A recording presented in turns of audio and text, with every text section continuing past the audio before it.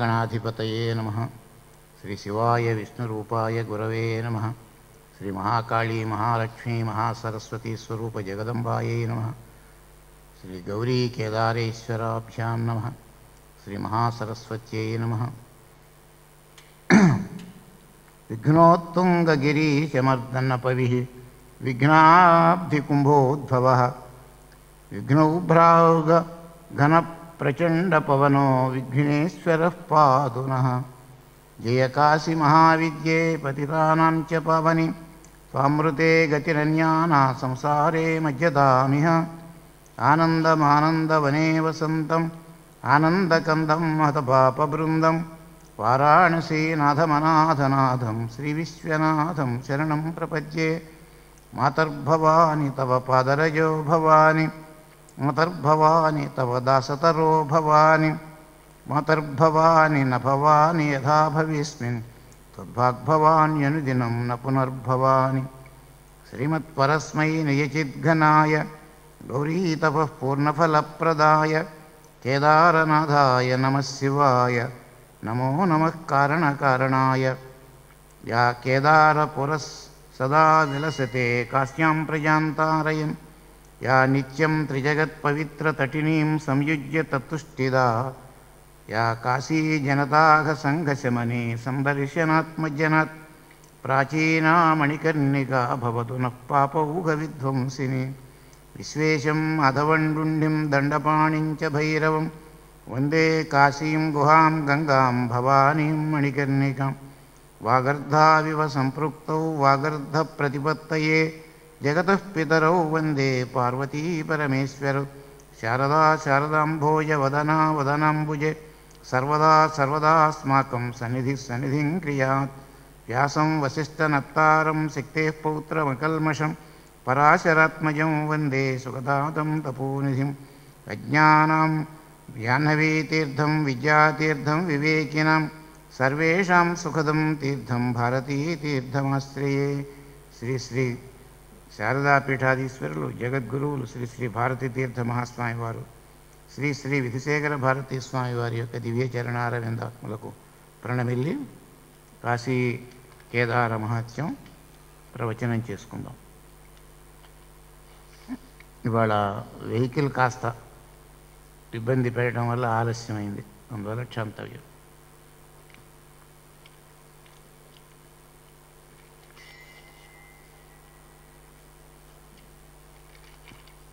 నిన్నటి రోజున గంగ యొక్క ఉత్పత్తి, అలాగే యమున తర్వాత సరస్వతి నదుల యొక్క ఉత్పత్తి, అవన్నీ కూడా ఏ విధంగా ఇవి నదులుగా మారినాయి, కారణం ఏమిటి, ఈ మొదలైనటువంటి విషయాలు, అలాగే యమునా నది వివాహ వృత్తాంతం, సరస్వతి వివాహ వృత్తాంతం మొదలైనటువంటి విషయాలన్నీ నిన్నటి రోజున తెలుసుకున్నాం.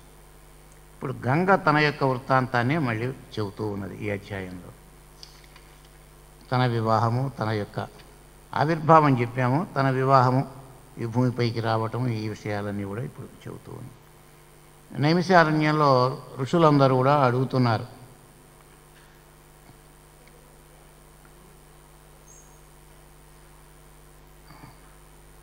అడిగితే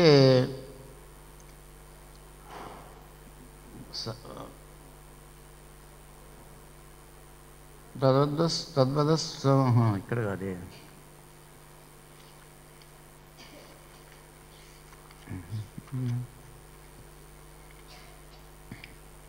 ఋషులందరూ కూడా ఈ గంగానది ఏ విధంగా ఇవన్నీ ప్రయాగని తీర్థరాజ్యం చేసిన ఈ మూడు నదులు కూడా కలిసి, ఈ మూడు నదులు కలయటం వల్ల ప్రయాగ తీర్థరాజ్యం అయిందండి. తీర్థములకే రాజు, ప్రయాగని తీర్థరాట్ అంటారు. ఆ తర్వాత ప్రాచీన మణికర్ణికకు వెళ్ళినాయి. ఆ విషయం అంతా కూడా మాకు చెప్పాలని నైమిషారణ్యంలో ఋషులందరూ అడిగితే సూతుల వారు చెబుతున్నారు. వామదేవునికి సనత్కుమారుల వారు చెప్పింది, అలాగే అనవద్యకు నాథశర్మ చెప్పినటువంటి విషయాలు అవన్నీ కూడా చెబుతున్నారు. గంగాదేవి సరస్వతితో అంటున్నదండి, నా యొక్క పాణిగ్రహణ వృత్తాంతం చెబుతున్నాను, విను. నేను పూర్వమేవ పరాశక్తే అంశాం మాం శిరసా దధతు. భక్తులకు సర్వ మనోరథములు తీర్చేటువంటి ఆ పరమేశ్వరుడు నన్ను పూర్వమే తన శిరస్సును ధరించాడు. అందువల్ల నేను పరాశక్తి యొక్క అంశతో జన్మించాను. ఆమె యొక్క చేతుల యొక్క స్వేద జలంతో కదా గంగా ఆవిర్భవించింది మొన్నటి రోజున చెప్పుకున్నాం మనం. ఆ తర్వాత ఆ జలాన్ని ఆయన శిరస్సును ధరించాడు శివుడు మొట్టమొదట. గంగా పార్వతి కళ్ళు మూసినప్పుడు ఆ చేతులు చెమర్చి అందులో నుంచి వచ్చింది కదా, ఆమె చేతులు ఇలా తీసేటప్పటికీ ఆ జలాన్ని శిరస్సును ధరించాడు. దయామయుడైనటువంటి పరమేశ్వరుడు నన్ను ఆ రకంగా గౌరవించాడు. తర్వాత బ్రహ్మ మొదలైనటువంటి బ్రహ్మద వచ్చి సృష్టి కొరకు అనుగ్రహం కొరకు దాన్ని కావాలని అడిగితే అది బ్రహ్మగారికి ఇచ్చాడు. మళ్ళీ ఆ జలాన్ని ఆయన కమండలంలో తీసుకొని వెళ్ళి దాన్ని పూజించి సృష్టి చేయడం ప్రారంభించాడు. దాని అనుగ్రహంతో, ఆ ప్రసాద అనుగ్రహంతో అక్కడి నుంచి దేవతలందరూ కూడా వారి మనోరథములు సిద్ధించడం కొరకు ఆ జలాన్ని తీసుకొని వెళ్ళారు. అప్పుడు స్వర్గలోకంలో గంగగా అయిపోయినాను నేను. తర్వాత బ్రహ్మ తపస్సు చేయడం వల్ల భగీరథుడికి సంతోషించి భగీరథుని యొక్క పితృదేవతల యొక్క తారణ కొరకు వెళ్ళిపోమని అన్నాడు పాతాళ లోకానికి. నేను అప్పుడు చాలా గర్వించాను. అయితే నృపప్రీత్యై శివో ధర్తుం మామంగీకృతవాన్. రాజుగారికి ప్రీతి కలిగించడం కొరకు శివుడు నన్ను ధరించడానికి అంగీకరించాడు. నేను బాగా గర్వించి నేను నయామీతి రసాతలం పాతాళానికి పంపించేస్తాను, నా వేగాన్ని నా శక్తిని ఎలా తట్టుకోగలడు ఆ శివుడిని అని చెప్పి అన్నాను. అంత గర్వంతో నేను శంభుని శిరస్సు పైన పడ్డాను. చాలా వేగంగా పడ్డాను, ఎవరు కూడా భరించలేనంత వేగంతో. నేను శివుని యొక్క మహాత్యం గుర్తించలేకపోయినాను. స్త్రీ సహజమైనటువంటి చాపల్యమే దీనికి కారణం. శివుణ్ణి ఈ రకంగా నిందించి గడ్డి పరకతో సమానంగా భావన చేసి దుర్బుద్ధితో నేను ఆయన శిరస్సు పైన పడ్డాను. ఆయన కాస్త చివరికి ఆయన జటల యొక్క మధ్య భాగంలో నేను లీనమైపోయినాను. మళ్ళీ భగీరథుడు ప్రార్థిస్తే ఒక బిందువుని అక్కడ లీనమై నేను ఒక బిందువులాగా శిరస్సు పైన ఉండిపోయిన శివుని యొక్క జటాజుటంలో ఒక బిందువులాగా అయిపోయి ఉన్న అంతఃప్రవాహం ఆకాశం నుంచి వచ్చి నేను ఆ జటాజుటంలో నుంచి ఇంకా బయటికి ఎంత ప్రయత్నం చేసినా రాలేకపోయినాను. ఆయన అలా నన్ను బంధించేశాడు. నేను ఆ జటాజుటంలోనే ఉండి ఆ శివుని గురించి బాగా తపస్సు చేసి ఆయన్ని సంతోషపెట్టాను. బిందు రూపంలో జటాజుటంలోనే ఉండి తపస్సు చేసిందండి ఆమె గంగ. జటా గహ్వరలీనాపి మనసా సర్వభావత. జడల మధ్యలో ఉండి కూడా ఏకాగ్రమైన చిత్తంతో మనస్సును పూర్తిగా సమర్పించి ఆయనకు నేను తపస్సు చేశాను. భగవాన్ శంకరుడు ప్రత్యక్షమైనాడు. నీ మనోరథం ఏమిటో చెప్పవన్నాడు. ఆ వరప్రదాయి అయినటువంటి ఆ పరమేశ్వరుడికి నేను నమస్కరించి నువ్వు నాకు భర్తవి కావాలి, నాథుడవి కావాలి అని చెప్పి నేను వరం కోరాను. అప్పుడు ఆయన అన్నారు, భగవానా హసన్ మద్బుద్ధి చాపలం. ఈ గంగ యొక్క బుద్ధి చాపల్యాన్ని చూచి ఆయన నవ్వి పరమేశ్వరుడు అంటున్నాడు, నువ్వు ఎవరో కాదు, నా శక్తి యొక్క అంశవే, పరాశక్తి యొక్క అంశవే. నిన్ను పూర్వమే నేను శిరస్సును మామూలుగా మొట్టమొదట్లో వచ్చినప్పుడు శిరస్సు పైన ధరించాడు. బ్రహ్మ అడిగితే బ్రహ్మకిచ్చాడు. మళ్ళీ తర్వాత వాళ్ళ దగ్గర నుంచి దేవతలు తీసుకొని వెళ్ళారు. అట్లా స్వర్గంగా అయింది. మొట్టమొదట్లో నిన్ను ఇదివరకే నేను ధరించాను. కానీ బ్రహ్మ అడిగినందువల్ల సృష్టి కొరకు ఆయనకు ప్రసాదంగా ఇచ్చాను. ఆ బ్రహ్మ కుండంలో అదే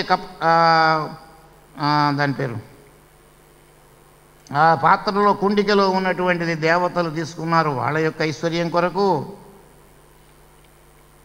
నువ్వేం చేశావంటే ఈ దేవతలు నా మాయామోహితులు అవుతూ ఉంటారు, వాళ్ళతో సహవాసం వల్ల నీకు అజ్ఞానం చేత మోహితురాలైనావు. నువ్వు నా గర్వంతో నా యొక్క శక్తిని నువ్వు తెలుసుకోలేకపోయినావు.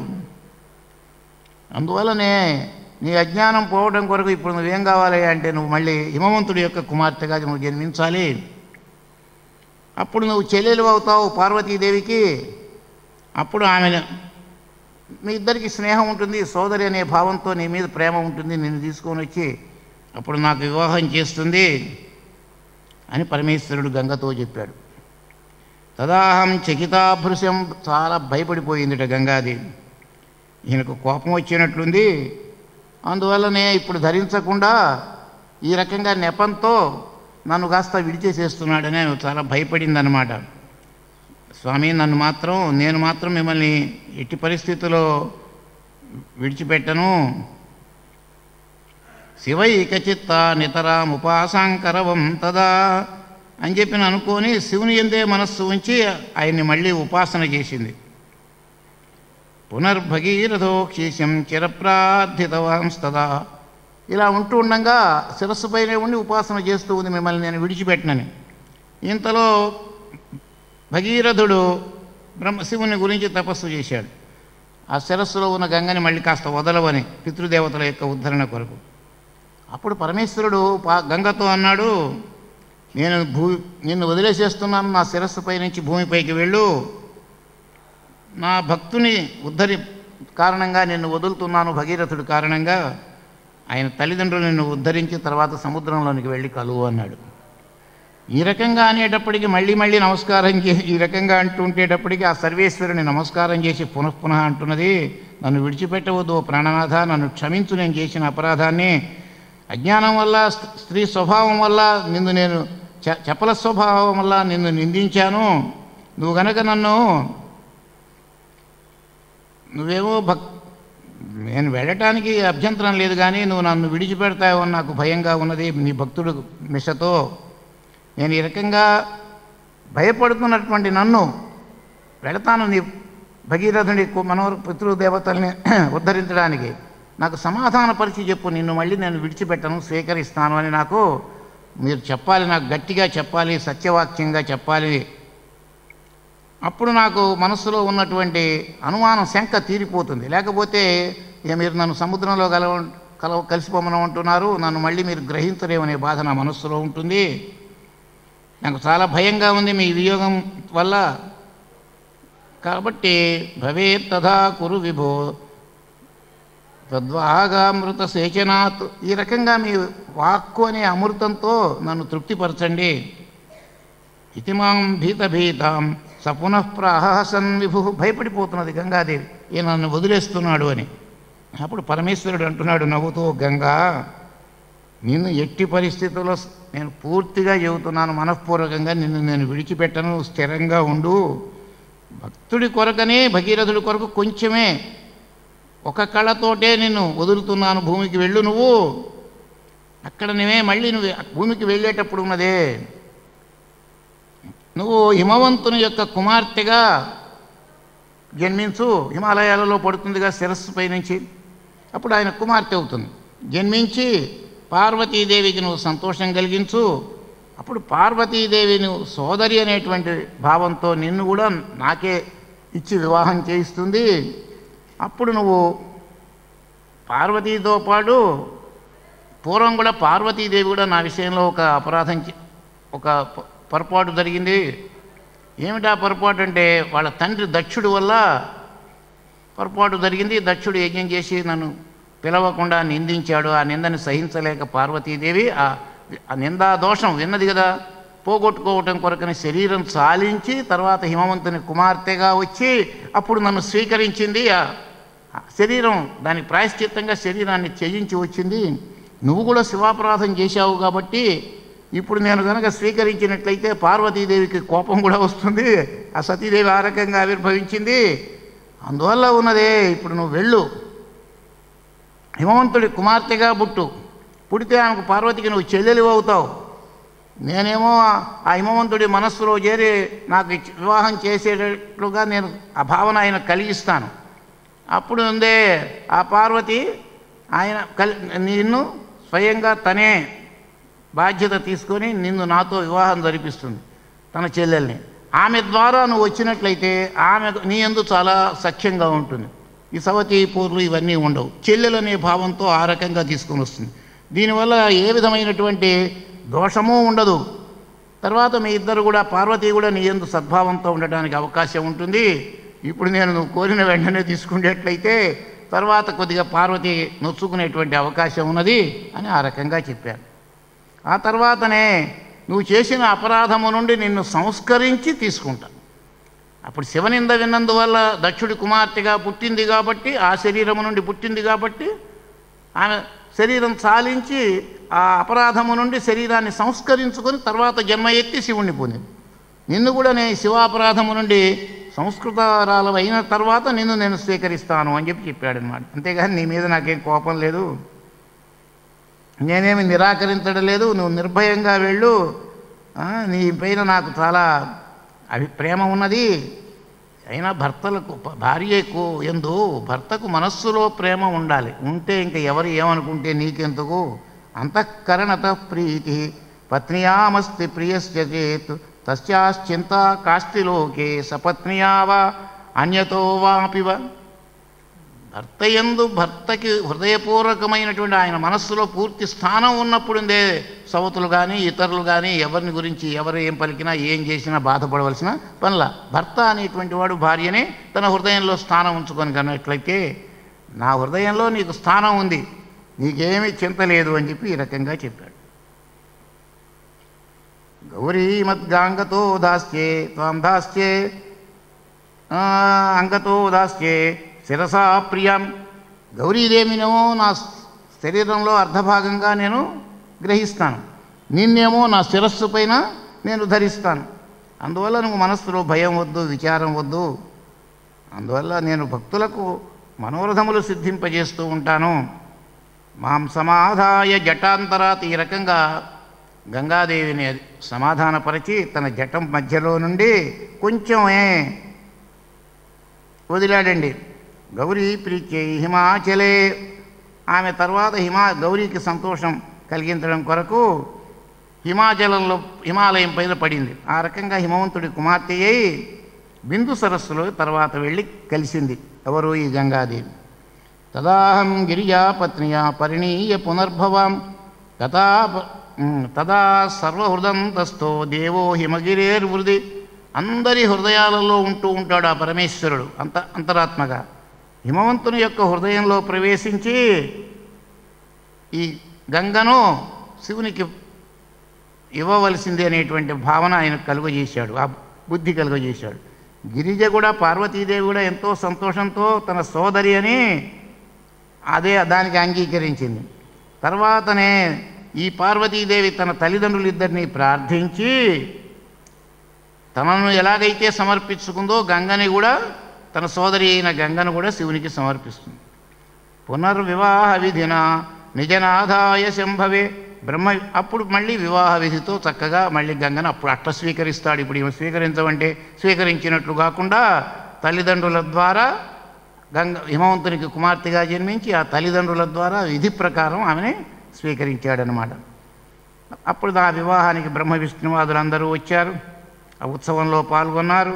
హిమవంతుడు వాళ్ళందరినీ బాగా గౌరవించాడు. బ్రహ్మర్షులు మొదలైనటువంటి వాళ్ళందరినీ కూడా నంది మొదలైనటువంటి వాళ్ళు బాగా వస్త్రాలు, రత్నాలు, నగలు, గజ ఏనుగులు, గుర్రాలు, రథాలు వివాహ సందర్భంలో వాళ్ళందరినీ ఆయన ఇచ్చాడు. మళ్ళీ లోకోద్ధరణ కొరకు మళ్ళీ ఇంకో మాట అన్నాడు. ఇవన్నీ కూడా శివుడు పార్వతి ఆమెతో చెబుతున్నాడు, గంగతో చెబుతున్నాడు. నువ్వు తర్వాతనే ఆయా ప్రవేశించి తత్తత్ఖండగత ప్రాణిలోకాన్ సంపావయముదా. ఆయా ఖండాలలో ఉన్నటువంటి నువ్వు అందరినీ కూడా పవిత్రురాలని చేయి. ఏకథా ధారయా గచ్చ. ఇక్కడ ఏమన్నాడంటే నువ్వు 7 భాగాలుగా 7 పాయలుగా చీలు అక్కడ హిమాలయంలో. అందులో తూర్పు వైపు మొత్తం 6 ధారలుగా నువ్వు నదీభూత్వ 7 నదులుగా నువ్వు అక్కడ చీలు. మొత్తమే ఒక 3 ఏమో పడమటి వైపు, ఇంకొక 3 ఏమో పడమటి సముద్రం, ఇంకోటి 3 ఏమో తూర్పు సముద్రం వైపు నువ్వు అలా వెళ్ళి కలు. ఇంకొక భాగం ఉంటుంది కదా, దాంతో ఉందే భగీరథుడు వెంట వెళ్ళి వాళ్ళ పితృదేవతల్ని నువ్వు తరింపజేయి. భగీరథుడు ఈ మధ్యలో ఉన్నదే నా భక్తుడు నాడు శివభక్తుడు జన్ను మహర్షి, ఆయన గొప్ప శివజ్ఞాని మహాముని, నిన్ను శిక్షిస్తాడు నా విషయంలో నువ్వు చేసిన గర్వంతో పలికినటువంటి మాటలకు. తర్వాత మళ్ళీ నువ్వు ఆయన కుమార్తె అవుతావు, ఆయన చెవిలో నుంచి వచ్చి ఈ రకంగా నాకు చేసినటువంటి నువ్వు అపరాధము నుండి విముక్తిని పొందినటువంటి దానివి అవుతావు. ముని కూడా తర్వాత నీకు ఉపదేశిస్తాడు. ఏమని? కాశీ వెళ్ళి గౌరీ తీర్థంలో స్నానం చేసి కేదారేశ్వరుని దర్శించి పూర్తిగా నువ్వు శివాపరాధము నుండి విముక్తురాలు కమ్మని ఆ జనుమాముని కూడా నీకు ఉపదేశిస్తాడు. ఆ తర్వాత నువ్వే నా దేశానికి వెళ్ళు, నా క్షేత్రానికి వెళ్ళు అంటే కాశీకి వెళ్ళు, మణికర్ణికను, ప్రాచీన మణికర్ణికను చూడు. అక్కడే కేదార్నాథుడు కూడా ఉన్నాడు, లింగరూపం ధరించి నేను ఉంటూ ఉంటాను. అక్కడ గౌరీ తీర్థాన్ని సేవించు, కేదారేశ్వరుని సేవించు, పూర్తిగా నీ యొక్క శివాపరాధ దోషం అంతా పోతుంది. ఆ తర్వాత విశ్వేశ్వరుని మణికర్ణికను సేవించు. ఆ విశ్వేశ పాదాబ్జం తత్రత్వం సకలావస, ఆ విశ్వేశ్వరుడు పాదముల దగ్గర నువ్వు సమస్త కళలతో సంపూర్ణ అంశలతో నువ్వు అక్కడ ఉండు. కొద్ది అంశతో మాత్రమే వెళ్ళి పాతాళానికి వెళ్ళి ఆ పితృదేవతలందరినీ సముద్రంలో కలిసి ఆ తర్వాత పాతాళానికి వెళ్ళి భగీరథుని యొక్క పితృదేవతలందరినీ కూడా తరింపజేయి. ఎందువల్ల అంటే అసలు ఈ ద్వాపర యుగము కలవు మొత్తం త్రేత, నువ్వు ఎంతకాలం ఉంటావంటే భూమి మీద. ఇప్పుడేమో త్రేతాయుగం, ఈ సంఘటన జరిగినప్పుడు త్రేతాయుగం. అది ఏ త్రేతాయుగమో మనం చెప్పలేం. అనేక కల్పాలు, అనేక మహాయుగాలు జరుగుతూ ఉంటాయి. అందువల్ల ఇది త్రేతాయుగం. ఆ తర్వాత ద్వాపరము, తర్వాత కలి వస్తూ ఉంటాయి. ఆ తర్వాత మళ్ళీ కృతయుగం ఉంటుంది. ఈ రకంగా ఈ 4 యుగాలు నువ్వు ఉంటూ ఉంటావు అక్కడ. వాళ్ళందరినీ నువ్వు లేకపోతే ఈ భూలోకంలో ఉన్నటువంటి వాళ్లకు ఉత్తారణ అనేటువంటిది తరింపబడటం అనేది లేదు. కాస్త కృతయుగంలో, త్రేతాయుగంలో, ద్వాపరయుగంలో ధర్మం కొంతవరకు ఉంటుంది. కృతయుగంలో 100కి 100 పాళ్ళు ఉంటుంది, త్రేతాయుగంలో 2 పాళ్ళే ఉంటుంది, ద్వాపరయుగంలో 3 పాదాల్లోనే ఉంటుంది. అందువల్లనే ఏన తిష్టతి భూభాగే భారతే వర్ష సంజ్ఞకే కృతే యుగే సర్వజన ధర్మేణ గతిమాప్రువన్. కృతయుగంలో ఈ భారతదేశంలో ఉన్న వాళ్ళందరూ ఉత్తమ గతుల్ని పొందుతారు. ఎందువల్లంటే ధర్మప్రధానంగా ఉంటారు వాళ్ళందరూ కూడా. ధర్మమే త్రేతాయుగంలోనికి వచ్చేటప్పటికి తగ్గుతుంది. అలాగే ద్వాపరయుగంలో కూడా తగ్గుతూ ఉన్నది ధర్మం. ఆ కారణంగా నువ్వు ఉన్నదే వాళ్ళందరూ నిన్ను సేవించి కర్మబంధముల నుండి విముక్తులు పొందుతారు త్రేతాయుగంలో, ద్వాపరయుగంలో. తర్వాత కలియుగం వచ్చిందంటే అంతా కర్మభ్రష్టులే. భూమి వింధ్య పర్వతం భవిష్యతి ఉగ్రపాపిష్ట చాతుర్వర్ణ్య అపిప్రియే. గంగతో పరమేశ్వరుడు చెబుతాడు 4 వర్ణాల వారు కూడా భయంకరమైన పాపిష్టులు అవుతూ ఉంటారు. వర్ణసాంకర్యం వస్తుంది. వేదములను బ్రాహ్మణులను దూషిస్తూ ఉంటారు. నీచులు గొప్పవాళ్ళు అవుతారు, గొప్పవాళ్ళు నీచులవుతూ ఉంటారు. చోరులు రాజులవుతారు, పరిపాలకులండి. చోరులుట రాజులవుతారు. మ్లేచ్చులు, చాండాలులు, అలాగే పుల్కసులు, ప్రజాద్రోహపరులు, పరస్త్రీ వ్యామోహం గలవాళ్ళు, పరద్రవ్యాపహర్తలు, ఇతర ద్రవ్యములు కాజేసేవాళ్ళు, చాలా మోసగించేవాళ్ళు ఇతరులని, వీళ్ళంతా రాజులు అవుతారమ్మా. రాజులు ఎలా ఉంటే ప్రజలు అలాగే ఉంటారు. కాబట్టి రాజులు ధర్మభ్రష్టులైతే ప్రజలు కూడా ధర్మభ్రష్టులు అవుతూ ఉంటారు. వర్ణాశ్రమ వ్యవస్థ అంతా కూడా లోపించిపోతుంది. ఎంతసేపటికి తినటం, అనుభవించడం, తర్వాత సంసారం చేయటం తప్ప ఇంకో చింత అనేటువంటిది లేదు. ఇదే ప్రధానంగా కలియుగంలో నడుస్తూ ఉంటుంది. కేవలం ఏకపాదో చివరికి కలియుగంలో ఇంకా ఏకపాదం ఉన్నది, ఒక పాదంతో ఉంది. చివరికి వచ్చేటప్పటికి ఆ ధర్మం కూడా ఉండదు. కలవు భావ్యం గిరో వేదా. భార్య కలియుగంలో వేదం ఏమిటయ్యా అంటే భార్య చెప్పిన మాటే వేదం. అందరూ భార్య చెప్పిన మాట వింటారు. స్వకుర్చి భరణం. యజ్ఞం ఏమిటయ్యా అంటే ఎవడి పొట్టవాడు నింపుకోవడమే యజ్ఞం. ఏదే తన ఇష్టానుసారం నడుచుకోవడమే మానము, గౌరవం. శాస్త్రంలో విరుద్ధమైనటువంటిది ఏది ఉందో అదే శాస్త్రం. సరి అయినటువంటి మార్గం లేదే, దుర్మార్గం ఏదైతే ఉందో అదే ఉత్తమ మార్గం. మన ధర్మం ఏదైతే ఉందో ఆ అధర్మమే ధర్మం. అప్పుడు కలియుగంలో ప్రాచీన శాస్త్రములను తీసిపారేస్తారు, కొత్త శాస్త్రాలు వస్తూ ఉంటాయి. దుర్బుద్ధులు బయలుదేరుతూ ఉంటారు. వాళ్ళకేమో శాస్త్రాలు ఇవన్నీ ఏమి ఉండవు, మహా గర్వించి ఉంటూ ఉంటారు. కొత్త శాస్త్రాలు చెడ్డ శాస్త్రాలన్నీ బోధిస్తూ ఉంటారు. పండితులమని చెప్పి అనే భావనతో విర్రవీగుతూ ఉంటారు. 4 వర్ణాల వారు కూడా నీచమైన బుద్ధితో వర్ణసాంకర్యం పొందుతుంది. కులాలలో చాతుర్వర్ణ్యం అంతా కూడానే ఇప్పుడు 4 వర్ణాల వాళ్ళలో ఎందు భక్తి గలవాళ్ళు, శివజ్ఞానం గలవాళ్ళు చాలా అసలు దొరకటమే కష్టం. కలియుగం చివరికి వచ్చేటప్పటికి వేదములు కానీ ధర్మశాస్త్రాలు కానీ పురాణాలు కానీ ఎందు చెప్పబడింది నా రహస్యం ఎవ్వరూ కూడా తెలుసుకోలేరు. ఈ అల్పబుద్ధులైనటువంటి వాళ్ళు శివరహస్యాన్ని. విప్రులు 10 రకాలుగా ఉంటూ ఉంటారు వాళ్ళు చేసే కర్మల్ని బట్టి. క్షత్రియులు అలాగే ఉంటారు, వైశ్యులు అలాగే ఉంటారు. తేషాం భేదం యుగాలను బట్టి వాళ్ళ భేదాలు వేరుగా ఉంటాయి. బ్రాహ్మణులలో దేవబ్రాహ్మణులు, ఋషి బ్రాహ్మణులు, ద్విజ బ్రాహ్మణులు, రాజబ్రాహ్మణులు, తర్వాత వైశ్య బ్రాహ్మణులు, శూద్ర బ్రాహ్మణులు, బిడాలక బ్రాహ్మణులు, పశు బ్రాహ్మణులు, మ్లేచ్ఛ బ్రాహ్మణులు, చాండాల బ్రాహ్మణులు అని చెప్పి 10 రకాలుగా బ్రాహ్మణులు ఉంటారట. వాళ్ళు చేసే పనులను బట్టి ఉంటాయి. వ్యవసాయం వ్యాపారం చేస్తారనుకోండి, వైశ్య బ్రాహ్మణులు అవుతారు. అట్లా అన్నమాట. ఇప్పుడు చెప్పిన వాళ్ళలో రాజులు ఎప్పుడుంటారంటే ఇవన్నీ వివరించట్లేదు, అంటే చూద్దాం పోనీ. ఇలాంటి భేదాలన్నీ ఉంటాయి. కలియుగంలో చివరికి ఉందే 3 యుగాలలో కూడా ఈ రకరకాల భేదాలు ఉంటాయి. షట్కర్మ నిరతులు అసలు ఉండరు. అంటే యజనం, యాజనం, అధ్యయనం, అధ్యాపనం, దానం, ప్రతిగ్రహం ఇటువంటి బ్రాహ్మణులు ఉండరు. అష్టాంగ యోగులు ఎక్కడా కూడా కనిపించరు. నా రహస్యం తెలిసిన వాళ్ళు లేరు. ఇప్పుడు ఎవరైతే షట్కర్మ నిరతులు ఉంటారో, అష్టాంగ యోగాభ్యాసం చేస్తారో, నా శివరహస్యం ఎవరికైతే తెలుసో వాళ్ళని దేవబ్రాహ్మణులు అంటారు. ఎవరైతే షట్కర్మలు చేస్తూ ఉంటారో, యోగంతో కూడి ఉంటారో, యజ్ఞం చేసి రుద్రహోమాలు అవి చేసి పరమేశ్వరుణ్ణి పూజిస్తారో, తర్వాత వేదములు శాస్త్రములు చెప్పిన మార్గంలో ఎవరైతే నడుచుకుంటూ ఉంటారో వాళ్ళు ఋషి బ్రాహ్మణులు అంటారు. వాళ్ళ ధర్మాలు షట్కర్మలు చేస్తూ ఉంటూ బ్రాహ్మణ ధర్మం షట్కర్మలు ఆచరించాలి. పూజలు చేయాలి, యజ్ఞం చేయాలి, యజ్ఞాలు చేయించాలి, వేదం తను చదువుకోవాలి, శిష్యులకు చెప్పాలి, దానం చేయాలి, ఎవరన్నా ఇస్తే తీసుకోవాలి. ఇవి షట్కర్మలంటే.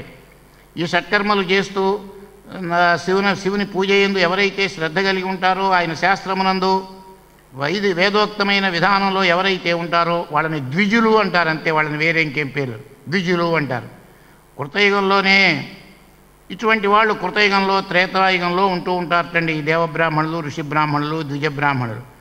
తర్వాత శాస్త్రాస్త్రధారిణో విప్రాహ మొదర్చ శాస్త్రముల యొక్క శాస్త్రాలు అస్త్రాలు ధరిస్తారండి. ఇలాంటి అయితే శివుడి మాత్రం పూజ చేస్తూ ఉంటారు. వాళ్ళనే రాజన్య విప్రులు అంటారు. ఈ ద్వాపరయుగంలో ఉన్నాడు ద్రోణాచార్యులు లాంటి వాళ్ళు. ఆయన బ్రాహ్మడు కదండి, ద్రోణాచార్యులు శివభక్తుడు మంచి. ఆయన బ్రాహ్మడు, శివుణ్ణి బాగా పూజించేవాడు, యుద్ధం చేశాడు కదా. అలాంటి వాళ్ళనందరినీ రాజవిప్రులు అంటారు, ద్రోణాచార్య మొదలైనటువంటి వాళ్ళని. వైశ్య విప్రులు ఉంటారు. ఇంకా 4 రకాల వాళ్ళు. ఈ 4 కొంతవరకు పర్వాల. ఈ తర్వాత వాళ్ళు ఉంటారండి, ఇంకో 6 రకాలు చెబుతున్నాడు. ఎక్కువగానే కృతత్రేత ద్వాపర యుగాల్లో ఈ 4 రకాలు ఉంటారు బ్రాహ్మణుల్లో. అదే కలియుగం వచ్చేటప్పటికీ అంత కర్మభ్రష్టులు, అందరూ దుర్బుద్ధులు, అందరూ చివరికి అంతేకాకుండా ఏం చేస్తారంటే వ్యవసాయం చేస్తారు, గోవుల్ని కాపాడుతారు, వ్యాపారం చేస్తారు. ఇలాంటి వాళ్ళందా వైశ్య బ్రాహ్మణులు అంటారు. వైశ్యులు చేసేటువంటి విషయాలు వ్యాపారాలు, వ్యవసాయాలు, గోరక్షాయి. శ్రద్ధావిహీనా సత్కృత్యే శ్రద్ధ నీచాది సేవయా నియమాదీతి రహిత కేవలం స్వార్థకాముకా. శ్రద్ధ ఏమి ఉండదు వాళ్లకు మంచి పనులు చేయాలంటే. శూద్రులను, నీచులైనటువంటి వాళ్ళని సేవిస్తూ ఉంటారు. అలాగేనే నియమములు ఏమీ ఉండవు వాళ్ళకి. నియమాలు కేవలం స్వార్థమే కోరుకుంటూ ఉంటారు. దేవతలు, పితృదేవతలు, దేవర్షులు వీళ్ళందరూ ఎవరైతే ఇటువంటి వాళ్ళందరినీ బ్రాహ్మణులు ఏమంటారంటే పితృదేవతలంటే ఇష్టం ఉండదు. ఇలాంటి వాళ్ళందరినీ కూడా శూద్ర బ్రాహ్మణులు అంటారు. పరభ్రామక శాస్త్రోపదేష్టారో ఇతరులను భ్రమింపజేసే శాస్త్రాలు ఉపదేశిస్తూ ఉంటారు. ఇతరులను మోసగిస్తూ ఉంటారు.